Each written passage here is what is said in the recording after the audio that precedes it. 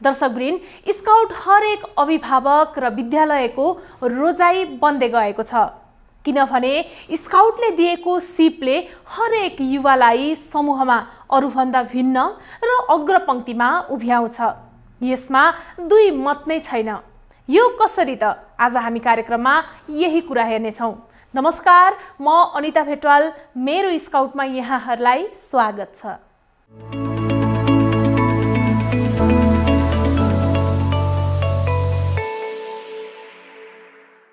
स्काउटका सदस्यहरू जस्तो सुकै विषम परिस्थितिमा पनि हाँस्न र रमाउन सक्दछन्। स्काउटका पिता लर्ड बेडेन पावेलको यसै भनाइलाई आज विश्वभर करोडौं युवाहरूले अनुसरण गरिरहेका छन्।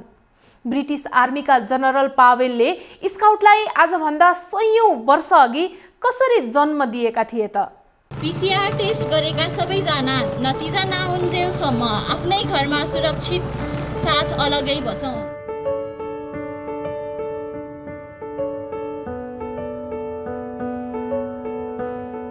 दर्शकवृन्द, स्काउट भन्ने बित्तिकै हाम्रो मस्तिष्कमा सामाजिक सेवाभाव आइहाल्छ।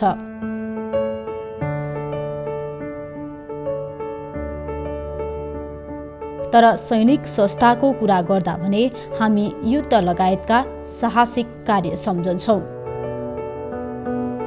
सायद तपाईँ हामी धेरैले कल्पना नै नगरेका हुन सक्छौँ कि स्काउटिङको सुरुवात सैनिक अवधारणाबाट सुरुवात भएको हो दर्शकवृन्द, स्काउटका पिता लर्ड बेडेन पावेल ब्रिटिस आर्मीका जनरल हुन्। आर्मीका जनरलले कसरी स्काउटको संस्थालाई जन्म दिए त? सन् 1876 सैनिक सेवा सुरु गरेका लर्ड बेडेन पावेलले 1879 एड्स टु स्काउटिङ भन्ने किताब लेखेका थिए। उनले किताब लेख्नुको एउटै मात्र उद्देश्य थियो बेलायती सैनिकहरूको सिप र कला विकास गर्नु। जब उनी युद्धको क्रममा दक्षिण अफ्रिकामा थिए र त्यहाँ 7 महिनादेखि मफेकिङ सहर बन्द थियो। एकातिर स्रोत र साधनको कमी, अर्कोतिर पर्याप्त जनशक्ति पनि थिएन। त्यति बेला बेडेन पावेलले स्थानीय युवा जनशक्तिको प्रयोग गरेका थिए। उनले स्थानीय युवाहरूलाई प्राथमिक उपचार गर्न, सूचना आदान प्रदान गर्न तथा अत्यावश्यक काममा पठाउनका लागि प्रयोग गरे र मफेकिङ सहरलाई कब्जा मुक्त गराएका थिए। उनले बेलायतमा पनि यसरी नै युवाहरूलाई परिचालन गर्न सकिन्छ भन्ने सोच बनाएका थिए। युवा जनशक्ति परिचालन गर्ने उनको सोच उनले लेखेको एड्स टु स्काउटिङ भन्ने किताबले अघि बढायो। किनभने जब उनी 1903 युद्धबाट फर्किए, उनी आफै अचम्मित हुने गरी उनको पुस्तक सैनिकमा मात्र नभई युवा समूह र विद्यालयमा पनि प्रख्यात भइरहेको थियो। खासमा बेडेन पावेलले युद्धमा कमाएको ख्यातिले पनि उनको पुस्तक खोजी खोजी पढिएको थियो। त्यसपछि त पावेल झन बढी प्रभावित भए र एड्स टु स्काउटिङको पुनर्लेखन गरे। यसपटक भने उनले सैनिकलाई मात्र नभई युवाहरूलाई लक्षित गरेर लेखेका थिए, किनभने उनलाई राम्रोसँग थाहा थियो कि तालिम प्राप्त युवाहरू दुःख पर्दा ठुलै मद्दत हुन्छ। साथै उनले युवाहरूलाई विशेष तालिम दिनुपर्ने बारे पनि सोच बनाए। यसै अनुरूप 20 जना केटाहरूलाई 1 हप्ताका लागि क्याम्पमा लगे। दर्शकवृन्द, यो नै स्काउटको पहिलो सुरुवात हो, जुन एकदमै सफल पनि भयो र उनले 1908 स्काउटिङ फर बोइज किताब निकाले। स्काउटिङ फर बोइज 20औं शताब्दीको चौथो सबैभन्दा बढी बिक्ने किताब भयो। स्काउटिङ फर बोइजबाट प्रेरित भएर धेरै युवाहरूले स्वतःस्फूर्त रूपमा स्काउटिङ समूहमा मिलेर स्काउटिङ पेट्रोलहरू सञ्चालन गर्न थाले। छोटो समयमा नै देशभरि नै स्काउटिङ समूहहरू खुले र सबैले बेडेन पावेलकै किताबको सिद्धान्तको अनुसरण गरे। 1909 भएको स्काउटको पहिलो र्यालीमा 11,000 को उपस्थिति थियो। सन् 1910मा बाइडेन पावेलले सैनिकको जागिरबाट अवकाश गरेपछि बोइज स्काउट एसोसिएसनको स्थापना गरे। सन् 1910 को एक वर्षभित्र नै स्काउट सदस्यको संख्या 1 लाख पुगिसकेको थियो। दर्शकबिन, अहिले हेर्ने हो भने स्काउट विश्वभर 216 राष्ट्रमा सक्रिय छ र सदस्य संख्या 3 करोड 10 लाख पुगेको छ।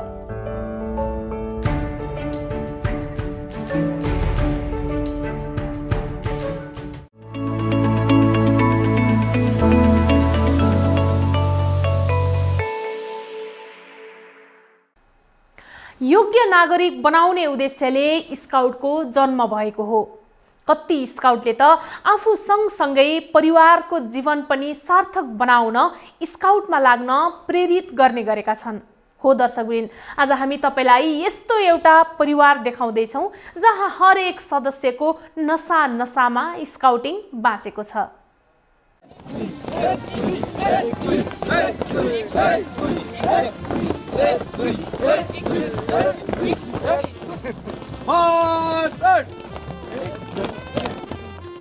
परिवारमा एकजना सदस्य स्काउटमा लाग्नु त स्वाभाविक मानिन्छ, तर परिवारका सबै सदस्य स्काउटमा लागेको सुन्दा भने तपाईलाई आश्चर्य लाग्न सक्छ, तर यो यथार्थ हो। त्यसैले त दर्शकवृन्द, आज हामी यस्तो परिवारको कुरा गर्दैछौँ जहाँ परिवारका सबै सदस्य स्काउटमा हुनुहुन्छ। यो परिवारको लागि स्काउट एउटा नशा जस्तै हो, समाज सेवा र अनुशासनको नशा। प्रष्टसँग कुरा गर्नुपर्दा उनीहरूले यहाँनिर शारीरिक अभ्यास गर्ने मौका पनि पाउँछन्, अनि एउटा संवेगात्मक अभ्यास गर्ने अवसर पनि पाउँछन्, अनि भावनात्मक कुराहरूको पनि यहाँनिर सम्बन्ध हुन्छ र त्यस्तै गरेर उनीहरूले आध्यात्मिक चेतना अनि जीवन के रहेछ, दर्शन के रहेछ र यस्ता कुराहरू पनि बुझ्ने अवसर पाउँछन्। र खास गरी जुन एउटा समूहमा बसेर स्काउटिङ गरिन्छ, अनि त्यो समूहमा बस्दाखेरि एउटा सामूहिक क्रियाकलापमा भाग लिँदा एउटा सामाजिक व्यक्तित्व निर्माण गर्न उनीहरूलाई सजिलो हुन्छ। जब सामाजिक व्यक्तित्व बनेर एउटा मान्छे अगाडि बढ्छ भने उसलाई समाजले जहाँ गए पनि स्वागत गर्छ, जहाँ गए पनि उसको सम्मान गर्छ, इज्जत गर्छ, प्रतिष्ठा दिन्छ, अनि त्यो पाउन उनीहरू सधैँभरि चाहन्छन्। अनि त्यसपछि फेरि अर्को पनि एउटा कुरा छ, साहसिक क्रियाकलापहरूमा पनि युवा वर्गको एकदमै अभिरुचि हुन्छ। अनि स्काउटिङको गतिविधि सञ्चालन गर्दै जाँदाखेरि त्यस्ता साहसिक क्रियाकलापहरूमा हामी लिडरहरूले उनीहरूलाई त्यस्ता कार्यक्रमहरू निरन्तर दिइरहन्छौँ, जसले गर्दा उनीहरूले रुचि राख्छन्, अनि त्यो रुचि राखेको कारणले उनीहरू यहाँ आइराख्छन्। जस्तो कि एउटा मान्छे हिँड्दाखेरि ठिक तरिकाले पाइला चालेर हिँड्यो भने कति राम्रो देखिन्छ, स्मार्ट देखिन्छ। बस्दाखेरि पनि आफ्नो ज्यानलाई सिधा गरेर मिलाएर बस्यो भने स्वस्थकर पनि हुन्छ र साथसाथै स्मार्ट पनि देखिन्छ, राम्रो पनि देखिन्छ। अनि साथै बोल्दाखेरि पनि त्यही अनुसारले कता हेरेर बोल्ने, कसरी बोल्ने, यी कुराहरू चाहिँ हामी स्काउटिङमा सिकाउँछौँ, जुन कुराले उनीहरूको विकास हुँदै गइरहेको हुन्छ। अनि अब खाने बेलामा पनि कसरी खान सकिन्छ, अप्ठ्यारो पर्दा कसरी के कुराहरू बनाएर खाँदाखेरि हामीलाई सहज हुन्छ, यी कुराहरू हामी क्याम्पिङ, हाइकिङ, यी विविध किसिमका प्रोग्रामहरू स्काउटिङमा छन् र ती क्याम्पिङ हाइकिङमा गरिने विविध किसिमका कार्यक्रमहरूले यिनीहरूलाई यो कुराहरू सिकाइ नै रहन्छ। जब जीवन सक्षम हुन्छ नि, अनि बल्ल जीवनको स्वाद पाइन्छ क्या। सक्षमता नै जीवनको स्वाद दिने एउटा माध्यम, एउटा स्रोत बन्छ। हुन पनि हो भनिन्छ, परिवारमा एकजना मात्र स्काउटको सदस्य हुँदा त एउटा आदर्श परिवार बनाउन सहयोग गर्छ। अझै यहाँ त बाबु, आमा र छोराछोरी अर्थात् पुरै परिवार नै स्काउटको सदस्य। सबैभन्दा पहिला विक्रम सम्वत 2054 सालमा शम्भुराज शर्मा स्काउट भएका हुन्, अनि अहिले स्काउटको सहायक प्रशिक्षक छन्। करिब 6 क्लास 7 क्लास पुगेदेखि 12 क्लास भित्रमा कम्तीमा पनि 6 महिना अथवा 1-2 वर्षसम्म, 2 वर्ष जतिसम्म, कम्तीमा 6 महिना नभइकन यसको स्वाद अलिकति पनि आउँदैन। 6 महिना कम्तीमा, र अब सकिन्छ अझ बढी, होइन भने पनि 2-3 वर्षसम्म चाहिँ सबै विद्यार्थीहरूलाई यदि यो शिक्षा दिन सकियो भने एउटा राम्रो जनशक्ति उत्पादन गर्नको लागि राज्यलाई यो विश्वको मानव सभ्यतालाई नै चाहिँ यसले धेरै ठुलो सहयोग गर्छ। विद्यार्थीलाई तालिम गराउन सक्ने सक्षम शिक्षकहरू उत्पादन गर्नु पर्यो। त्यो शिक्षक उत्पादन गर्न एउटा समुदायले अथवा एउटा स्कुलले गरेर पार लाग्दैन। किनभने मैले यहाँबाट पनि हाम्रो यहाँबाट 10-12 जना भन्दा पनि बढी 15 जना भयो होला सायद 15 जना शिक्षकहरूले यहाँबाट तालिम स्काउटको तालिम लिइसक्नु भएको छ। तर उहाँहरू अहिले मसँग 3-4 जना मात्रै हुनुहुन्छ, किनकि उहाँहरू अन्य पेसामा जानुभयो, विदेश जानुभयो, कहाँ जानुभयो, उहाँहरूले छोड्नुभयो। भनेपछि यो तालिम दिने क्रम त निरन्तर रूपमा अघि बढिरहनु पर्दो रहेछ। यसरी एउटा स्कुलले अथवा एउटा समुदायले निरन्तर रूपमा शिक्षक तालिम गरेर तयार पार्न सक्ने भन्ने सम्भव छैन। यसलाई राज्य स्तरबाट नै तालिम सञ्चालन गर्नुपर्छ र राज्य स्तरले तालिम दिनको लागि राज्यको अब प्रदेशले अथवा केन्द्रले एउटा तालिम केन्द्र सञ्चालन गरिरहनुपर्छ। जब मान्छे सक्षम हुन्छ भने नि त्यहाँनिर सडक नभए सडक बनाउँछ, पुल नभए पुल बनाउँछ, जङ्गल नभए जङ्गललाई रोप्छ, गोड्छ, के गर्नुपर्ने कुराहरू गर्छ, स्कुलमा फोहोर भए आफै सफा गर्छ, सडक सफा भएसम्म मतलब समुदायलाई त्यहाँ कसरी सडक सफा गर्ने भन्ने कुरा सिकाउँछ र अनेक गतिविधिहरू स्काउटिङले आफूले गर्छ। यी सबै स्काउटिङको पाठ्यक्रममा जुन युथ प्रोग्राम भनेर हामीले निकालिएको छ र यी सबै कुराहरू मैले अहिले भनेका कुराहरू सबै उमेर समूहलाई जीवन पर्याप्त सिकाउने स्काउटले यो परिवारलाई पनि अनुशासित बनाएको छ। हाम्रै दैनिक कार्यमा पनि भनौँ न, घरको घराइसी काममा पनि उनीहरूले सबै कुरामा सघाउन आउँछन्। यो मम्मीले नै गर्नुपर्छ, यो मम्मीको जिम्मेवारी जुन हाम्रो पितृ सत्ता त्यस भनिन्छ नि होइन, अब त्यस्तो किसिमको चाहिँ मेरो घरमा छैन। किनकि सबै मिलेर काम गर्छौँ, सबैले भाँडा माझ्छौँ, सबैले पकाउँछौँ, सबै मिलेर गर्छौँ। यो नै एउटा स्काउटिङको देन नै हो। दर्शकवृन्द, यो घर नै स्काउटमय छ र त यहाँ कुनै पनि प्रकारको काम गर्न कोही कसैको भर पर्दैन, किनकि स्काउटले उनीहरूलाई मूल मन्त्र नै सिकाएको छ, आफ्नो काम आफैले गर्नुपर्छ। लाइफमा त स्काउटिङले धेरै नै हेल्प गरेको छ मलाई। मैले साँच्चै भन्नुपर्दाखेरि भाँडा माझ्न पनि स्काउटिङबाटै सिकेको, भाँडा माझ्न अब पकाउन सबै स्काउटिङबाटै सिकेको हो।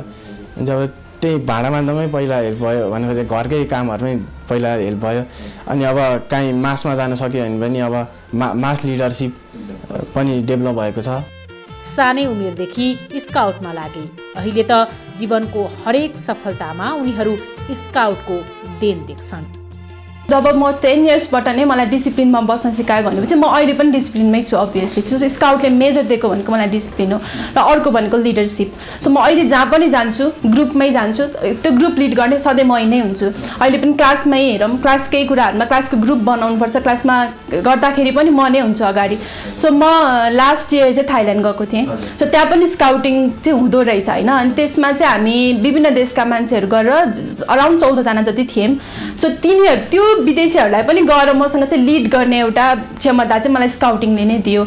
यदि केही कुराको अभाव भयो भने त्यो कुरालाई चाहिँ कसरी ट्याकल गर्ने भने चाहिँ स्काउटिङले सिकाउँछ। जस्तै हामीले बिना भाँडा पनि खाना बनाउन सक्छौँ नि त भन्ने कुरा त हामी जेनरल स्काउटिङमा नलागेको मान्छेलाई त ओहो मिल्छ र भन्ने जस्तो लाग्छ नि होइन। तर स्काउटिङमा गएर त हामीले मिल्दो रहेछ भन्ने भयो। सो सधैँभरि नर्मल कन्डिसन हुन्छ भन्ने त हुँदैन। सो केही गरेर अलिकति नराम्रो कन्डिसन आयो भने चाहिँ स्काउटिङ थ्रु चाहिँ यो कुराहरू ट्याकल गर्न सकिन्छ। यति मात्र कहाँ हो र, बाबु आमा दुवैजना शिक्षण पेसामा आबद्ध छन्। उनीहरूले शिक्षा दिएका कति विद्यार्थी उज्जवल भविष्य खोज्दै विदेशसम्म पुगेका छन्। उनीहरू जो जहाँ रहन्, तर विद्यालयमा उनीहरूले स्काउटिङ शिक्षा राखेर सिकाएको सिपले नै आफूहरू स्वावलम्बी बन्न सकेको कुरा सुनाउँदा कसलाई पो खुसी नलाग्ला र। हामीलाई दिनुभएको स्कुलबाट दिनुभएको स्काउटिङले गर्दाखेरि अहिले हामी यहाँ आएर जो जहाँ जस्तो अवस्थामा पनि हामी सस्टेन हुन सकिरहेको छौँ होइन, एडजस्ट हुन सकिरहेको छौँ भनेर जब उनीहरूले विदेशबाट फोन गर्छन् त्यति बेला मलाई एकदमै गर्व लाग्छ होइन। अनि झन् त्यो कारणले गर्दाखेरि पनि यो स्काउटिङ भने त एकदम अनिवार्य नै जस्तो लाग्छ। एउटा परिवार मात्र स्काउट भएर हुँदैन, स्काउटको महत्त्वलाई अझै विस्तार गर्न जरुरी छ। मानव सभ्यतालाई विकास गर्न स्काउटभित्र रहेका कमी कमजोरीलाई समाधान गर्दै अघि बढ्नु अत्यन्त आवश्यक छ। अहिले नेपालको समाज पनि अभिभावक पनि विद्यार्थी पनि स्काउटिङमा आउन तयार भएको मैले पाएको छु। यदि के भने त्यहाँ कार्यक्रम चाहिँ राम्रो हुनु पर्यो नि त। 1 हप्ता तालिम लिएको शिक्षकले 6 महिनासम्म विद्यार्थीलाई के सिकाउने त, त्यसको लागि त धेरै कन्टेन्टहरू पो दिनु पर्थ्यो त। त्यो त 6 दिनको तालिम भनेको त उहाँहरूलाई स्काउटको सदस्य बन्नको लागि योग्य पो बनाइयो त। अब त्यसभन्दा पछाडिको अरू तालिमहरू हुनु पर्थ्यो, तर त्यस्ता अरू गहन किसिमका प्रोफेसनल ट्रेनिङहरू जुन विविध किसिमका तालिमहरू हुनु पर्थ्यो, ती तालिमहरूको चाहिँ अभाव छ। नेपाल स्काउटले ती कुराहरू उपलब्ध गराउन सकेको छैन। जे कम्युनिटीले अथवा जे विद्यार्थीले अथवा स्काउटिङ अभियानले जे कुरा खोजेको छ त्यो कुरा चाहिँ हामीले दिन सकिरहेको छैनौँ। हो, त्यो नदिन सक्नुको पछाडि के भएको छ भन्ने कुरा खोज र अनुसन्धान गर्नु चाहिँ नितान्त जरुरी र ढिलो भइसक्यो जस्तो मलाई लाग्छ। हो नि दर्शकवृन्द, जसरी परिवार नै समाज सेवामा लागेको छ त्यसरी नै उनीहरूले अझै सशक्त रूपमा स्काउट अघि बढोस् भनेर अपेक्षा गर्नु पनि स्वाभाविक नै हो। हरेक व्यक्ति स्वावलम्बन भएर समाजमा अरूलाई सहयोग गर्दा सामाजिक व्यक्तित्व त बढ्छ नै, आफूलाई आत्मसन्तुष्टि पनि प्राप्त हुन्छ।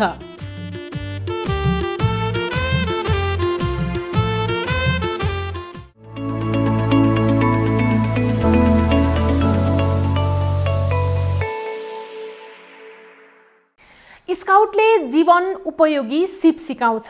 त्यसैले त दर्शकवृन्द, समाजमा जति स्काउटको सङ्ख्या बढ्दै जान्छ त्यही अनुपातमा समृद्धिले उचाइ लिँदै जान्छ। यस विषयमा त दुई मत नै छैन। हवस् त दर्शकवृन्द, आजका लागि कार्यक्रमबाट हामी बिदा लिन्छौँ। नमस्कार, शुभरात्रि।